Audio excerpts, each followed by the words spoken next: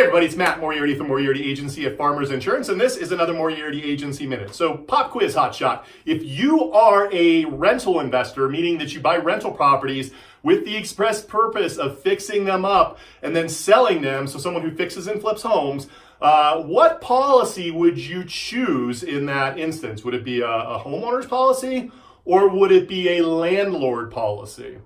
Well, the answer is actually neither. And unfortunately, I see this all the time when I'm reviewing people's insurances, is that their agent either gives them a homeowner's policy or a landlord policy. And the problem with both those policies is that vacancies are specifically excluded in that scenario. So let's say you're 3 months into renovating a home and the wiring goes bad and the house burns down. You would get actually absolutely nothing for that because they would determine that is a vacant home and thus it goes against the policy.